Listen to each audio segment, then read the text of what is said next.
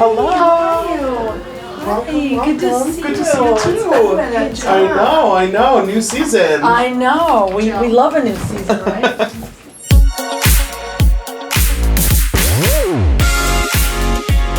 Hey everyone, welcome back to the Mention It All podcast. I am so thrilled to be here with a new Real Housewives of Salt Lake City season, and we are joined by one of our favorite Real Housewives of Salt Lake City herself, Angie Katzenevas. Welcome back. Thank you. I'm so happy to be here. I'm so happy to have you here with a new season, hot and ready. How are you feeling, season 6? I'm ready to mention it all. I mean, it was great. It was fun.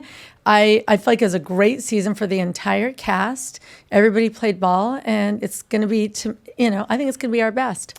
I am so happy to have you on the show. So happy to have you just like being a housewife. You do a great job at it. Oh, thank you. It's been a few years now. I remember, back when Angie K was just a friend of, and we were like, another Angie, who's that? Now you're the center snowflake holder in the intro. What is it like, do you have to pinch yourself kind of looking back at this, 4 or 5 years now that you've been around? I do. And, I just had this conversation with my husband, and he said, what makes your story greater is that you started at the bottom and you really had to work your way into the group. And I think the greatest stories are always the ones, and the things that you accomplish are the things you had to work the hardest for. It's really no small feat coming into this group. Mm-hmm. And so, coming into a cast that started at the same time, I think it takes some time to find your place, to kind of sit back and observe the friendships and the personalities and understand everyone and find, the best way to be a true friend to everyone and also be your authentic self, stand your ground without crossing the line. It's a fine line. So, do you feel like there was a specific moment or like a time where you felt a shift to where you were more of like a core part of the group versus like the new girl who's trying to kind of like figure out where to get in there? Yeah, that's an interesting question because I know I'm going to go back to the champagne dump. For me, that was kind of like a moment of you're a friend and you stay in your friend place. Yeah. And I think I had to follow that up with, I'm not going to tolerate this and I'm not going to be treated like this because I wouldn't do that in real life. So I think that was a moment where I finally had to have the courage to say what I was really thinking.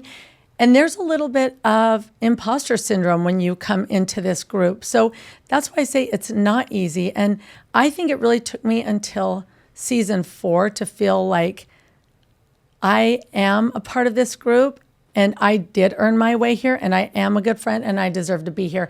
I think when you're new, a lot of people try and push you out. Mm-hmm. So it's hard not to be made to feel that way. But you just have to remember who you are, what you stand for, and why you were cast for this show, that you checked all the boxes. And I think Heather Gay gave me some of the best advice. She said, bring your external thoughts forward because you're hilarious. And that's where I really felt like I started to grow on the show. Mm-hmm. Now I'm being paid to say funny things that have been inside me that I only secretly told all my gay friends or, like my best girlfriends because I knew that it was like so crazy. But I'm being paid to be myself. I'm on being successful, being on a show, being myself. And it's pretty incredible. So yeah, I think that's a good point that when you're new, it's like you don't want to piss too many people off, but also you can't fade into the background. And so I remember I think season 4, it was like that around like the Palm Springs trip, like the Trixie Motel, like that kind of time frame I feel like was when, as from like a viewer perspective, it was like, oh yeah, like Angie's like, she's like a part of this for real. Yeah. And, just looking back on that time when Meredith yelled, you can leave. When Meredith's mad, she's pretty scary. And I'm not going to lie. I remember it took everything in me to stay in that seat and say, you know what, you deserve to be here. Yeah. And don't let her push you out. And that You're like, okay, I can leave. Yeah. Yes, I can if I want, but I'm not going to, even though I was uninvited. But that was a pivotal moment for me of, you know what, stay. There were times on that trip where I was like, holding tears back because it was so uncomfortable. I felt really isolated. I felt like people were trying to push me out. And I thought, what am I doing? Like, why am I here? And That was some of the hardest times, but I think you triumph from those hard moments. Yeah. Season 6 kicks off with you in the driver's seat, literally. We're in the RV. We're on this camping trip. What I thought was really interesting, Heather's kind of giving us a rundown of all of the lingering conflicts and feuds going into this season. But everybody was invited on the RV camping trip. And I'm wondering for you, was it important to kind of try your best to start the season off on a good note with everybody, knowing that there's so much, history and baggage? Yes. In the group? I'm a believer in, I invite everyone, and then whoever decides to show up, shows up, right? Then it's not on me. I extended the invite to everyone in hopes that we could all have a great time and start the season off right. Your relationship with Meredith has been very interesting, to say the least, over the last few years. Coming into the new season, she showed up, she went fly fishing. Yeah. Where do you kind of see your dynamic with Meredith? I feel like we both came into the season knowing we cannot keep fighting anymore, right? We need to move on. It's like, it's not fun for her and I, it's not fun for the viewers. And it's just time to move forward, not stay stuck in what we were in that place we were in. And we really, I think, tried our hardest to stay in a good place and focus our energy elsewhere. Yeah. And I feel like she focused her energy on someone else's season, which was a great relief for me.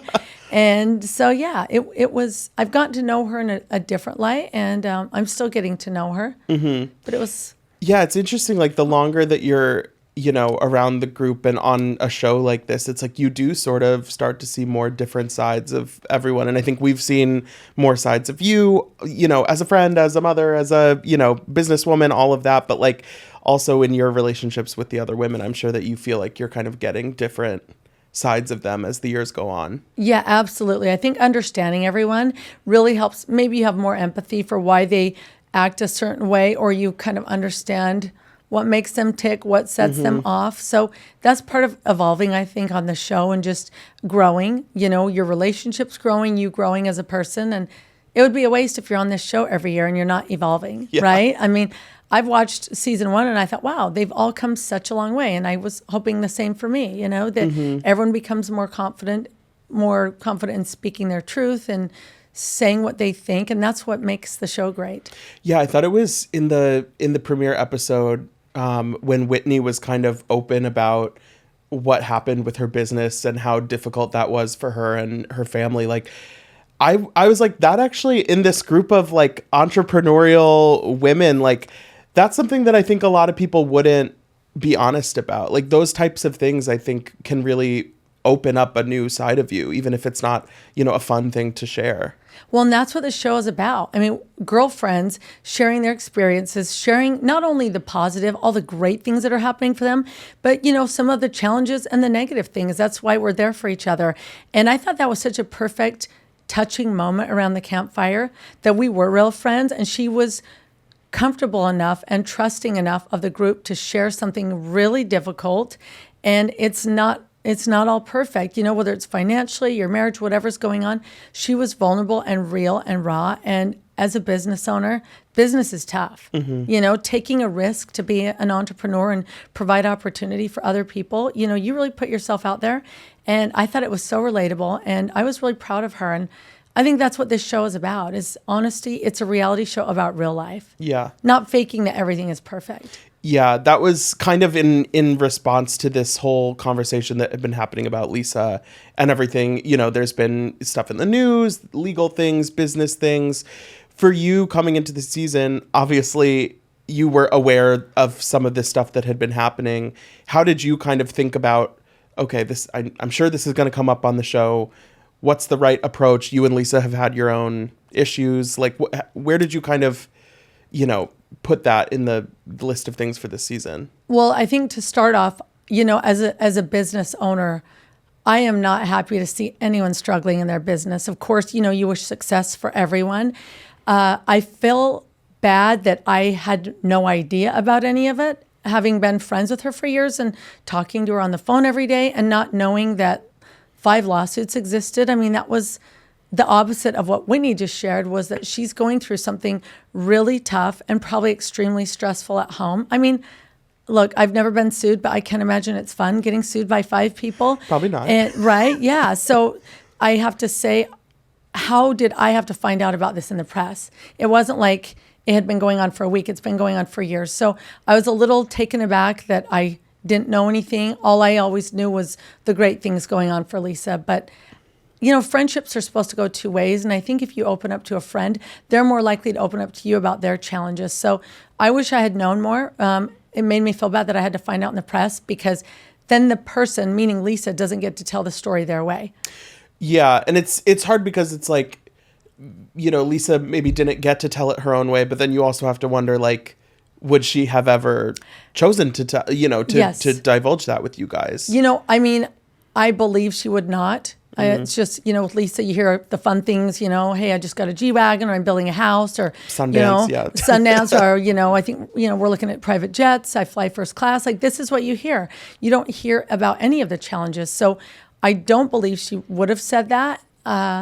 But it's harder. Again, we were going to hear about it anyway. So I wish I would have known so I could be more supportive. But finding out that way, you just kind of feel like she was keeping something, like there's a saying, it's not about the crime, it's about the cover up, right? It's like, not that, it's criminal. I'm just saying, just if you're, we know, yeah. Yes, of course. It's just that it was hard to find out about it and not know her side.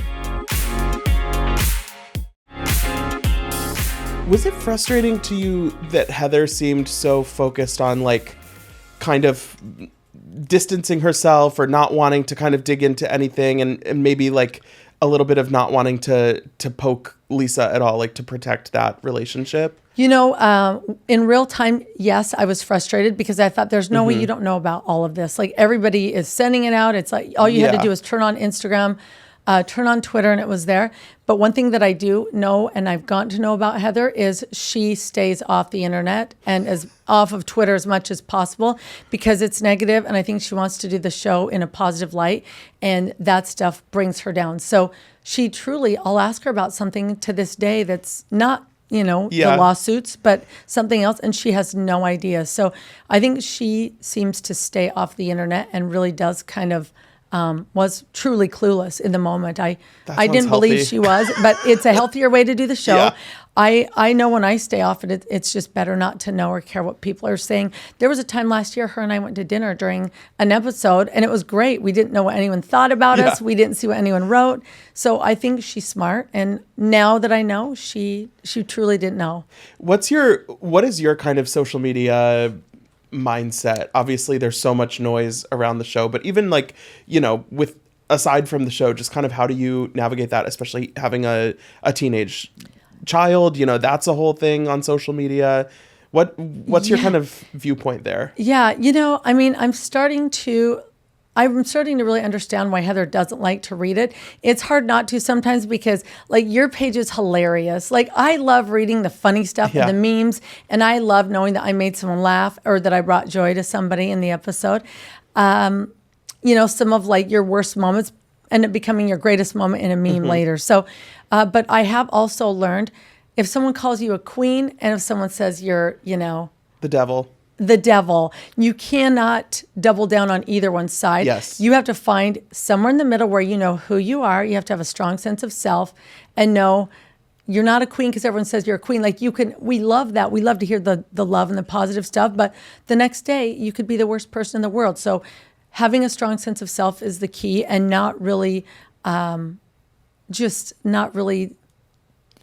too much into what people think about you. Kind of keeping that central focus and not letting your, getting pulled too far in either direction. Exactly. And if I see something negative, I just stop reading it and just go by it. And then I'll always end on a positive note. I'll always read something really sweet because I love the commentary from the fans. It's positive. And I'll always end on a positive note and just scroll by anything negative. It's not like I don't let myself keep reading it. You guys had a very talked about season finale last year with the text messages in Mexico. I am so curious, kind of, obviously you guys had the reunion after that, but how you sort of moved past that, especially, Bronwyn read a tough message that you had written about her. How did you guys kind of start to work on moving past that? Here's the deal. I think we could all think of the craziest insults. I mean, I'm a shade assassin. That's part of my brand, right? And I always say, I sent Bronwyn a birthday text, and I thought, 1 minute you're talking about someone sucking their way to the top, and next thing you're like, happy birthday, hope you have a great day, hope you're having fun in New York. I think our cast is pretty good about moving on. It's not my brand to go after people's businesses or marriages. So I know my insults are not the greatest, but the insults when, there's a banana peel or hot dog involved, I think people can move past that kind of stuff. And our cast, for some reason, is all pretty great about moving on, I think Bronwyn, too, like last season, obviously she was new to the group. You've been there before. And I think obviously not everybody loved everything she did last season in the group, but she did make an impact. She, stood up for herself in a lot of situations. And I think, maybe that you can take a step back and be like, okay, like she put in a solid effort and maybe we'll get along better. Yes. In the future, but. Yes. Yeah. No, I think she's great for the show. I see what you're saying. I think she looks back and there's a lot of things she too would do differently. The necklace thing. I think you lose trust of not only the women, but the viewers. And I think she's trying to move differently. And I think she is a smart woman and she'll watch herself and hopefully do things differently and really realizing that it's the friendships that are important here. Like without a friend or a true friend or someone's trust, you'll never succeed on this show. Yeah, I think the necklace thing, that was kind of just like a weird situation that it's like looking back, it's like, okay, that was like, why did we do that whole thing? And I think similarly with Brittany, who was also new last season, some of the way that she just sort of like portrayed herself to the group, it's like, why did we need to do all that? Yes. I mean, it's like it's a cliche, but honesty is the best policy. And once, the viewers find out that you're lying or that you're putting on some kind of this persona, like you lose them. Once you're like the girl who cried announcement. Yeah, exactly. Right. Yes. Do we know if she and Jared Osmond, what the status is these days? I'm not even going to lie, but I've seen her twice, and one time she was talking to him and the next time she wasn't. So I just think that's going to be the story of her life. Sounds about right. Maybe they're engaged. Maybe they're not. Exactly. You just never know from week to week. I love that. How is it being kind of close with Mary, knowing that she is somebody who, as Heather puts it in the premiere, like nobody really knows where Mary stands with everyone. She can be a little bit hot and cold. What has that been like for you, kind of having that relationship with her? I think the thing for me is I've realized if we ever have an issue and she is cold with me, she always comes back around. And I know she does love me. She says I'm like a sister to her. So when she gets upset, I always know, she needs space, but she gets over things and she moves on. I mean, she's actually very forgiving. And I say that because I've seen some of the positions that she's been put in. And she talks about it in the first episode about things that were said about her and they flash to it. And part of me is like, wow, how did you ever move on with these people after they said this about you? But she talks about forgiveness and it's her, it's part of her religion. And she does it for herself, for her own health. So she moves on. I mean, I know I get on her nerves sometimes. And like she said, I get on her nerves. She gets on mine. And it's true. And we're just learning, to be honest with each other and still be able to move forward after we're honest. I think watching last season, I can speak for a lot of people saying like how nice it was to see the bond between you two and how much people were rooting for that, especially with what Mary was going through at home, that it really was lovely to see you kind of step up and be that kind of support for her. Yeah. And I was so happy that I could be there for her. And, she was going through a lot and I saw a very soft side of her. And that's the side that I always think, that is Mary. I know sometimes she puts up a wall, but, when she takes that wall down, she's very soft. She's very sensitive and tender and she gets her feelings hurt, because when she loves her friends, she loves her friends. And she doesn't let a lot of people in. So we were talking about 5 years ago. I don't know if you would have got Mary Cosby on that RV. I know, never. Yeah, she said, was. Well, when she told me that she grew up going in RVs, I just thought, are you kidding me? She said, yeah, why are you shocked? I'm like, well, because look at you. Like, of course I'm shocked. She's like, I wear couture, honey. Like, yeah. I was almost like, if she finds out I have an RV, she's just going to be like, Angie who again? No, but it's like loved it. Angie has layers. You know, you can do the high fashion and do the camping trip. Yes, yeah, really. I know I'm versatile. I laughed so hard seeing that Brittany had showed up with a bikini under her coat. It was just like, oh no. I was oh my goodness. Next time I'll just have to, she really took it literal. She took it serious. Yeah, I was surprised at that little number. The whole getup. Look, it's whatever works for her. Yes. She's the only one that got confused by the instructions. I am so excited to see later in the season you guys go to Greece. Yes. To the motherland. Can you believe it? What was that like for you, finding out that you guys were going to get to go on that trip, sort of being able to bring everyone there? It's people are just so excited. It was unreal. Honestly, it was like a dream. I know that they wanted it. I just never thought it would really happen. Mm-hmm. And to have all the ladies out there and I feel like they got to see a different side of me. They may or may not have met a family member, which was pretty spectacular. Okay. Just to see, the culture, the food, the views, the reason that I love Greece and the reason that anyone that's been there just falls in love with Greece, Greeks, and just the country. There was so much to offer, and I think we do a lot of quintessential Greece. So it's going to be gorgeous, I'm on excited camera. to see it. I haven't been to Greece, but every celebrity all the list. who was there this year. And I just thought, look at Greece is on the map. Yeah. And now the Housewives are really going to put it on the map. Is there anyone that slides into your DMs and they're like, hey, I'm going to be in Greece. Where are the spots? Time. Yeah. All the time. And my family's from Crete. I will say Crete and Hania are really the best places to go in Greece. I mean, I've done other little islands, but those are the funnest, the most special. The people are warm. So Mykonos is maybe a little overrated. Well, okay, I don't know. I've been to Mykonos, but see, now I'm in my 50s. I went when I was in my 20s. So I won't say that. It's probably for different ages, different seasons of life. That's what I've heard, is that it's great because there's so many islands and each one kind of has its own flavor, its own scene. Yeah, Mykonos is you go there to party, have fun, be out late. And now Sean and I take Electra, and so it's a different experience. So I take that back. You've got Mykonos and Santorini. You've got to go. Did you feel were you hoping that the ladies would be on best behavior when they were, in Greece? I mean, I was hoping because I just thought I want to be able to come back to this country.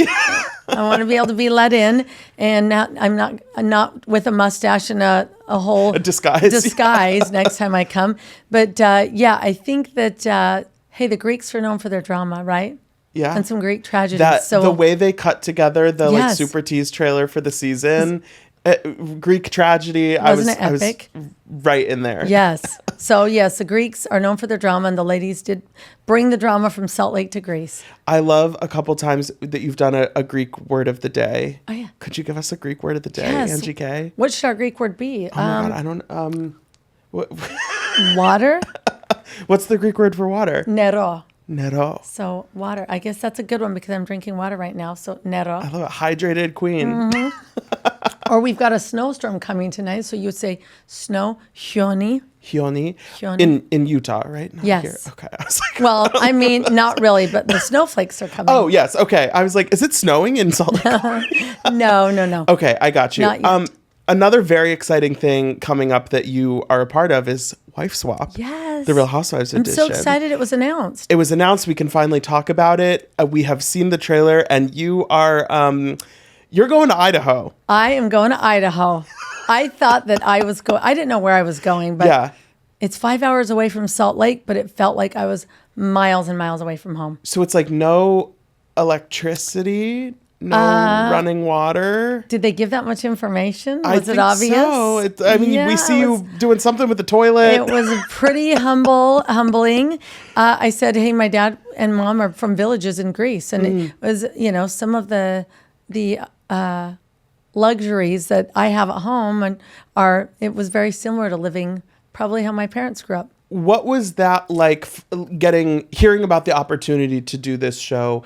Obviously, it's a iconic reality franchise, but they haven't done it with Housewives before. You guys are the first.